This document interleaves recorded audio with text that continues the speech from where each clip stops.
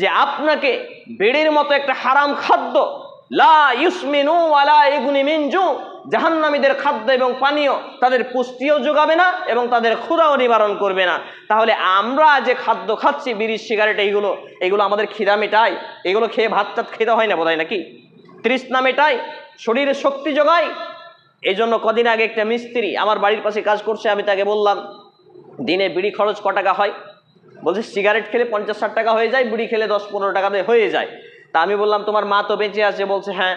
তুমি এক কাজ করবা, আজকে থেকে এই 10-15 টাকার একটা ডিম বা একটা কোনো খাদ্য বা 1 পোয়া করে দুধ তুমি নিয়ে গিয়ে তোমার মাকে দিবা।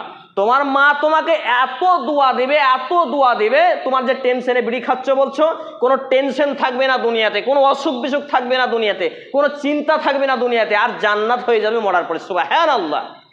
কিন্তু আমরা এরকম টেন্ডেন্সি রাখি না। সম্মানিত উপস্থিতি ভাই এবং বন্ধুগণ, অতএব আপনি যখনই হক কথা বলবেন, অন্যায়ের বিরোধিতা করবেন, অটোমেটিক আপনার শত্রুতা তৈরি হয়ে যাবে। আজকে মানুষ বলে লোকে যারে ভালো বলে সেই ভালো হয়, নিজে যে ভালো বলে সেই বলে নয়। আসলে কি কথাটা তাই? বড় বড় মার্ডার কেসের আসামিকে তো লোকে ভালো বলে, ভয়ে বলে। তাহলে আল্লাহ এবং আল্লাহ রসুল যাকে ভালো বলে সেই ভালো হয়, আর যেই ব্যক্তিকে কোরআন সুন্নাতে ভালো বলা যায় না সেই ব্যক্তি কখনো ভালো নয়।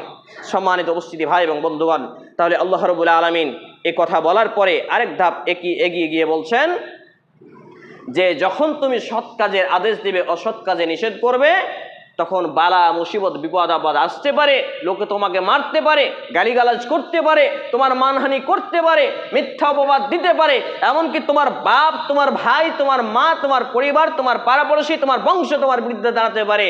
তখন তুমি সহ্য এবং ধৈর্য ধারণ করো, আর জেনে রাখো এটাই হচ্ছে সাহসিকতার কাজ। সুবহানাল্লাহ।